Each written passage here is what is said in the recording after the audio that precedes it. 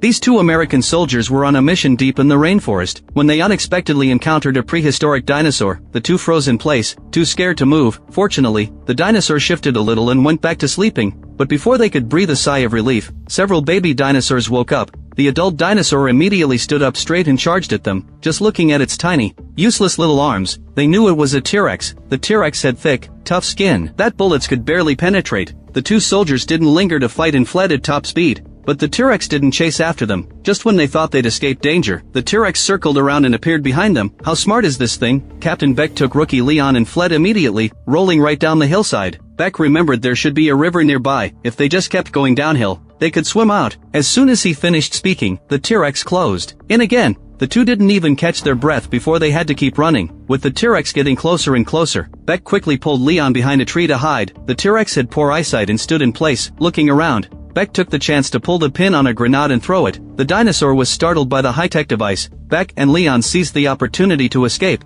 but unexpectedly, after running only a few hundred meters, a cliff blocked their way. The T-Rex followed right behind. Beck didn't have time to think. He grabbed Leon and jumped off the cliff together. The T-Rex couldn't stop in time and tumbled down too. Beck regained consciousness first, and pulled the unconscious Leon out of the water. But he never would have thought the T-Rex beside him was a strong swimmer. When human technology meets prehistoric dinosaurs, who will win this land in the end? 2025's most thrilling disaster movie is hitting the screens. Enough chit-chat, let's get right to it. 1968 was during the most intense phase of the Vietnam War. An elite reconnaissance unit called the Vulture Squad was on a hostage rescue mission. The Vulture Squad was well trained, and every member was an elite. They lurked in the jungle in the heavy rain. The sniper took out the sentry, helping the entire squad infiltrate the enemy camp. The two sides immediately engaged in a fierce gunfight. The sniper positioned high up and his teammates cooperated perfectly, but if you looked closely, you'd notice this sniper was unusual. He had to keep repeating exhale, inhale whenever he fired, as if he'd suffered some kind of trauma. Fortunately, they found the hostage locked in the cage, and contacted a helicopter to come pick them up. Everyone was discussing finding a place to have a drink after returning. Unexpectedly, a soldier got off the helicopter and said, "We've received a new mission. We need to take the Vulture Squad to Zone Z." This was an order from Colonel Jericho. The Vulture Squad had never heard of this person before, so they could only board the helicopter. Confused, the group soon arrived at Zone Z and met Jericho. This guy even kept a tiger in his tent. Jericho explained that 3 days earlier, they had sent a Green Beret team into the jungle on the Laos border for a mission. The team members were attacked by an unknown creature and couldn't fight back. Before they could even see what the enemy looked like, the entire team was almost wiped out. Now the radio was completely silent. The helicopters sent out hadn't found anything. In order to find the missing Green Beret platoon and figure out what risks lurked in the jungle, Jericho wanted to send the Vulture Squad to the Lost Paradise Valley on the Laos border for a thorough search. After Jericho finished speaking, he told them to go rest, and kept the Vulture Squad's captain, Beck, behind for a private talk. Jericho said this mission was extremely dangerous and they must not take it lightly. Beck wanted to know what exactly had attacked the Green Berets, but Jericho said it was level 5 classified information. You just need to keep your men in line and complete the mission well. I'll erase all those mistakes that got you demoted from your record. On the other side, the members of the Vulture Squad were resting. A man named Keith went to find the sniper, wanting to ask why he kept muttering nonsense during missions. This bad habit will get you killed sooner or later. The sniper knew this well enough. But whenever he picked up his sniper rifle, all sorts of voices would crowd into his head. Only by saying the words out loud could he stay focused. Keith didn't want to push him. He just repeatedly urged, "After this mission, you must see a psychologist." At that time, everyone saw this operation as just an ordinary mission. Little did they know that danger lurked ahead, and they might never return. In the evening, the helicopter dropped the Vulture Squad into the jungle. After landing, the group crawled forward to observe first, and only stood up after confirming there was no danger around. However, when they landed, they found extremely large animal footprints. Only a creature as big as an elephant could leave such marks on the ground. Shortly after, the team members found a huge feather nearby. Elephants don't have feathers like this. So what kind of creature do these footprints belong to? At this moment, a team member patrolling the outer perimeter found a military backpack. Beck took the notebook from the backpack and flipped through it, finding that the location of a research station was marked inside. It also continuously recorded the teammates who had died during the mission. Looking at the names of these deceased people, Beck realized Jericho wasn't bluffing. This mission was indeed out of the ordinary. He didn't reveal the contents of the death journal to avoid undermining morale. Beck ordered the team to first follow the footprints forward. Strange beast roars echoed from time to time in the pitch-black jungle. Beck gestured for everyone to stop moving. They carefully surveyed their surroundings, only to feel the beast roars drawing closer and closer. No matter what kind of creatures these were, they were all gathering toward this direction. Just then, Beck was dragged down by something. dense vegetation obscured the attacker's appearance. He could only grab his machine gun and fire wildly, until the unknown creature fled in panic. The team members chased after a step too late. It was now impossible to assess the level of threat from the enemy. Beck planned to head to the research station marked in the notebook. At the same time, a Russian military squad also stepped into this forest. They had heard Beck's gunfire just now and guessed there were US soldiers nearby. Sure enough, after walking just a few steps, they found scattered shell casings on the ground, and the casings were still warm to the touch, indicating the people hadn't gone far. A hat-wearing Russian guy suddenly felt his neck turn warm. He felt a lot of slime on his skin. The next second, a dinosaur grabbed the hat guy's head and dragged him deep into the jungle. By the time the team members realized someone was missing, the hat guy was already nowhere to be found. They had to follow the blood trail. Sure enough, they found the hat guy's body. He was unrecognizable from the bites, clearly the work of a beast. But few Russians insisted it was the US soldiers who did it, and even threatened to find them and kill them all. This was truly an injustice to the US soldiers. Beck, unaware that he was already being targeted, continued leading the squad forward. Before they had walked far, they found some more giant teeth. The team members felt uneasy. Jason, who was a heavy drinker, suggested, "Why don't we file a report now saying we found nothing, and hurry back by helicopter?" Of course, Beck didn't take Jason's suggestion. Instead, he continued heading toward the research station. Unexpectedly, before they walked far, they stepped on a corpse. It seemed to be a member of the Green Berets. Everyone carefully walked around the body and continued forward. A small dinosaur suddenly pounced, with its companions following behind. The vulture squad opened fire with full force, temporarily suppressing the dinosaur's attack. But this place was most likely a dinosaur nest. After taking down one group, another group popped up. If they kept fighting like this, their ammunition would run out sooner or later. After realizing this, Beck immediately started looking for an exit. After bombing the last wave of dinosaurs blocking their way, the group followed Beck into a nearby cave. They grabbed the vines and tried to climb out. During this process, Beck got separated from the others. With only the rookie Leon by his side, the top priority was to reunite with the others, and then use the radio to ask Jericho what was really going on. He should know what kind of creatures were lurking in the jungle. On the other side, the separated team members also climbed out of the cave. Before they could even catch their breath, they noticed strange sounds coming from the nearby grass. The group held their breath and stared ahead, their expressions quickly freezing on their faces. A dinosaur as big as a building walked right in front of them. Everyone quickly covered the light of their flashlights to avoid attracting the giant dinosaur's attention. Fortunately, the dinosaur didn't even glance at them. The main group quickly moved away from the dinosaur nest and hurried to find Beck and Leon. At this point, Jason spoke up again in opposition. "I'm not going back into the jungle for anyone. We should call for an emergency evacuation right now." David told him to calm down first. "You just said we should call for evacuation, but the radio equipment is with Leon. If we can't find him, what are you going to call with? Your brainwaves?" Whatever's making all that goddamn noise. Move! Switching scenes back to Beck, he and Leon arrived at an open area. The place was covered with animal skeletons. There was also a huge rock ahead. Leon had a bad premonition and didn't want to move forward, but Beck didn't listen to the warning and insisted on moving ahead. When they got closer, they realized it wasn't a rock, but a T-Rex lying on the ground asleep. Beck and Leon were chased and cornered by it all the way, and only escaped temporary safety by jumping off a cliff. A blonde woman named Helen heard the commotion here and hurried over to help. Beck administered first aid to Leon, who coughed up some water and regained consciousness. Helen said, "I have a place over there where we can take shelter. T-Rex and raptors won't go near it." Hardly had she finished speaking when another dinosaur appeared on the cliff. Helen explained that these two dinosaurs were a pair. The mother took care of the cubs, and the father was in charge of hunting. The one that fell into the river is the father. If he's not near his territory, the mother dinosaur will have to hunt alone with the cubs in the hot weather, so the father will do anything to get back to its territory and family. In short, they're too busy heading home to bother with us right now. Beck went to the place Helen mentioned first, while the scattered main group was also moving along the river. Along the way, both teams encountered all kinds of dinosaurs. There were feathered velociraptors, Spinosaurus with distinct spiny structures on their backs, ankylosaurs and triceratops covered in thick scales, and gentle long-necked brachiosaurs. The main group planned to head northeast, because the notebook marked that area as Resource Station 4. Besides,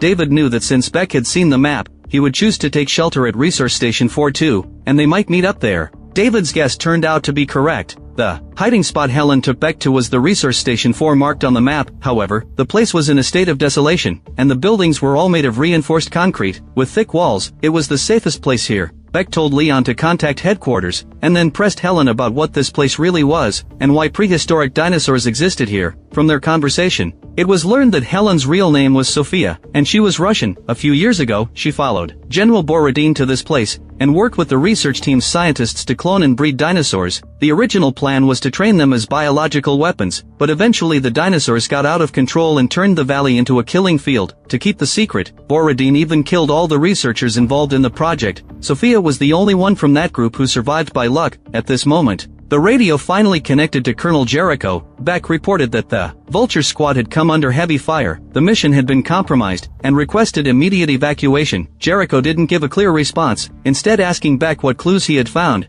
Beck answered truthfully that crazy Russian biological experiments had been conducted here, that they had resurrected prehistoric dinosaurs, and that the Green Beret team had long been eaten by the dinosaurs. Beck was told that once he found the 5 scattered team members, he must evacuate this place no matter what.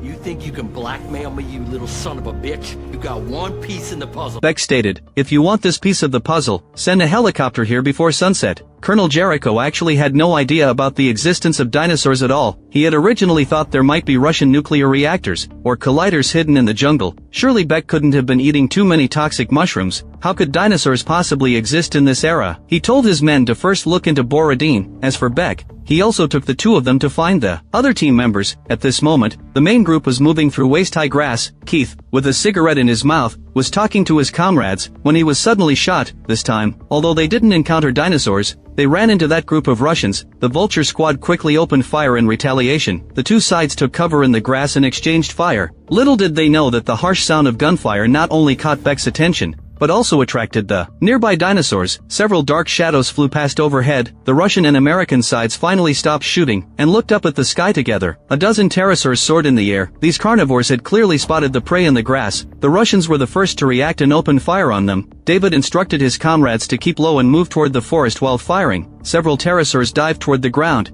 and landed beside 2 Russian soldiers. Their sharp beaks could pierce human bones with just a light peck. The others watched from a distance as one unlucky man was swallowed whole by a pterosaur, while another had his intestines torn out. The brutal scene was chilling. To avoid becoming the pterosaur's meal, the Vulture Squad hurried to evacuate. The remaining Russians also fled in a hurry, but these pterosaurs seemed to have a grudge against the Russians, and kept chasing after them. The 2 Russians could only run while firing their guns. Fortunately, their firepower was fierce enough to allow them to escape into the jungle. At the same time, the Vulture Squad reached a safe spot. Everyone was unharmed except for Keith, who had been shot in the leg. Just as they stopped to discuss their next move, Beck had already caught up by following the sound. He told everyone that the evacuation team was on its way, and that Sophia had a safe place here where they could wait for rescue. We'll treat Keith's wound first before moving out, he said. Before they could act, a swarm of dinosaurs surrounded them. Beck immediately ordered them to fire. These dinosaurs swarmed out in full force, surging forward wave after wave. To conserve ammunition, everyone aimed for one-shot kills. Everyone was so busy fighting the enemy that they didn't notice Keith being dragged away by a dinosaur. By the time they realized it, it was too late. Sophia reminded Beck that dinosaurs would drag their prey away until they felt the area around them was safe. Beck quickly led the others in pursuit. Meanwhile, Keith struggled desperately to break free from the dinosaur and picked up stones from the ground to throw at it. But soon, another dinosaur pounced and knocked Keith to the ground. He used all his strength to push the creature away. Keith got up, ready to take on the remaining dinosaurs. Unexpectedly, the dinosaurs suddenly ran off, indicating that there was a more dangerous creature nearby. Unfortunately, Keith didn't realize this. As he took out a lighter to light another cigarette, he was grabbed by a large dinosaur. Its sharp teeth tore through Keith's flesh in an instant. With his last bit of strength, he grabbed a dagger and stabbed it hard into the dinosaur's neck. Beck, who had caught up, immediately opened fire. The group managed to force the large dinosaur back, but unfortunately, Keith's injuries were too severe for him to walk to Resource Station 4 on his own, which made the evacuation even more difficult. Sophia persuaded them to abandon the injured soldier, but they were close brothers who shared life and death. Beck was unwilling to leave Keith here to die. He told David to take out the makeshift stretcher. Even if we have to carry him, we must get Keith back. There was at most half an hour left before the sunset. Everyone hurriedly carried Keith and evacuated. They finally returned to the resource station just as dusk fell. Keith was convulsing all over due to severe blood loss. Now, they needed to inject painkillers and suture the wound to stop the bleeding. Fortunately, the team always carried injections and dressings with them on missions, but Sophia secretly took a vial of the medicine. It wasn't until Beck was about to give the second injection that he noticed her trick. Beck chased after her and demanded to know why she had stolen their medicine. It turned out that Sophia had a severe morphine addiction. and she had stolen the medicine to inject herself with it, of course. Regarding this dinosaur base, Sophia had actually been hiding something. Earlier, she had claimed that scientists had used genetics to resurrect and clone the dinosaurs, but this was just a cover-up. The research team had come here to study the collider. Later on, their research had escalated to studying wormholes. For example, Sophia's husband was a nuclear researcher. They wanted to open a wormhole portal to drive tanks directly to the White House and defeat the United States. Unexpectedly, because Borodin had cut corners, the particles failed to collide. Some elements were even propelled beyond the speed of light, resulting in the wormhole, connecting to the prehistoric era, which was how the dinosaurs ended up on this island. As a paleontologist, Sophia was also assigned to work alongside her husband, to study these dinosaurs that had traveled through, to see if they could use them to defeat the United States. What happened next was the same as what Sophia had said earlier. The research failed, and Borodin silenced everyone by killing them. But he didn't give up. Instead, he left this mess behind, moved to a new location, and continued researching a new collider. Fortunately, Sophia knew the location of that machine. She hoped Beck would help destroy it. As night fell deeper, the dinosaurs gradually approached the resource station. Everyone remained on high alert and stared out the window.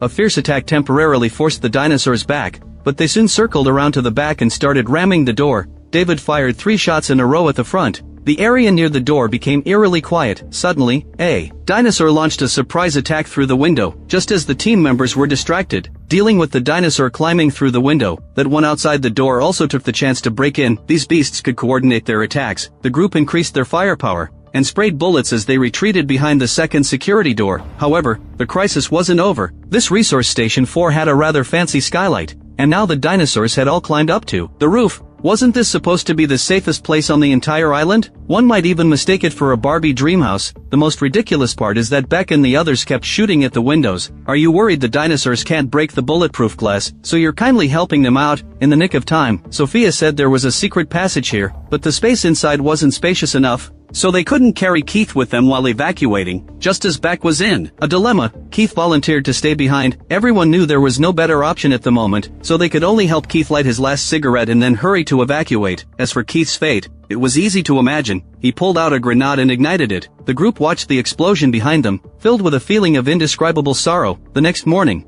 Beck and the others left the jungle by boat. They hadn't seen a single trace of the helicopter the day before. Clearly, Jericho hadn't sent an evacuation team. Beck wanted to find that collider, drop a bomb in it, and leave, but Sophia said they couldn't do that, because the collider was unstable. It could randomly generate wormholes connecting various places. Dropping a bomb in it would be equivalent to dropping bombs all over the world. The simplest way was to shut down the device completely. Just then, one of the men came over to report that several Triceratops had appeared on the shore. Beck saw they had no intention of attacking and just wanted to leave quickly. Unexpectedly, Sophia suddenly had a drug craving and went to look for the painkillers in their bags. Several soldiers hurried forward to stop her.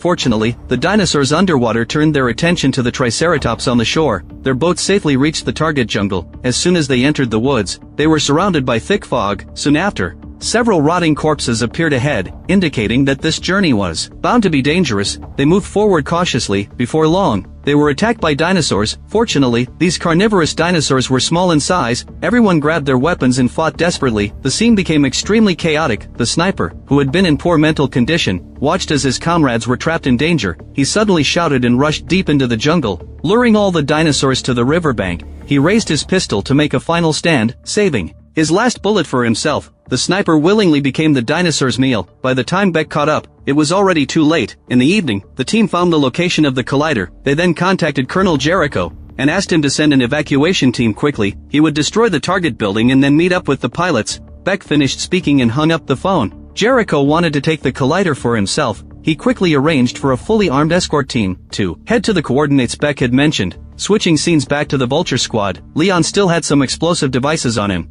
Beck told him to place 3 complete sets of explosives at the front of the site. The others were also assigned their respective tasks. Some stood guard, while others cut off the power. There was no time to waste, so they took action immediately. The base was guarded by Russian soldiers. The leader was General Borodin, who had been mentioned earlier. As night fell deeper, a heavy rain began to fall in the sweltering jungle. Leon tackled the guard, and the other team members filed in one after another, taking down the Russian patrols. At this moment, Borodin was talking to his men, a major conflict broke out between the two sides of the conversation. Some people were already dissatisfied with Borodin's dangerous actions. Beck and Sofia took this opportunity to sneak into the core area of the base, and turn several of Borodin's men against him. Meanwhile, people outside found the body of a baby dinosaur on the ground. Borodin was wondering what it was. When the mother T-Rex showed up, as soon as it saw its baby's tragic death, it immediately flew into a rage. The people at the base scattered like birds and beasts in an instant. Worst of all, the father T-Rex arrived soon after. These two beastly tanks swept through everything in their path,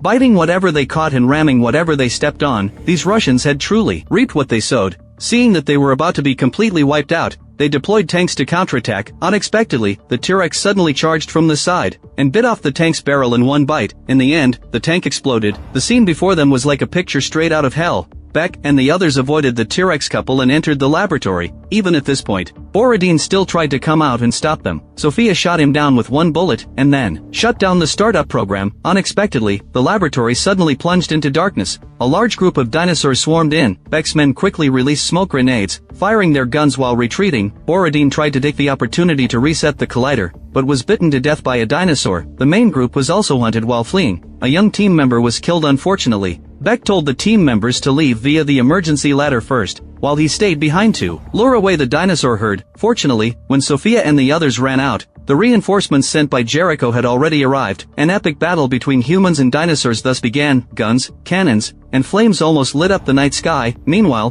Beck completely detonated the base. A dinosaur suddenly pounced at him, but instead helped him block the violent explosion. After the chemical substances in the base were ignited, the blast force swept across nearly several kilometers. After dawn, the helicopters retreated safely, but Beck stayed on that land forever. At the end of the story, the dinosaurs didn't disappear, but perhaps, as Ian Malcolm once said, life finds a way. This is where the movie ends. It's a very straightforward dinosaurs versus humans story, and its style is very much in line with Australian violent aesthetics. It's obvious that the budget isn't as big as that of Jurassic Park-style blockbusters, but it shows great respect for the law of the jungle. Survival of the fittest. In the face of these prehistoric behemoths, there is no unexpected luck or earth-shattering reversal. Humans can only survive by risking everything. The setting of field combat plus dinosaurs greatly enhances the film's appeal, making it a pretty good low-budget B-movie.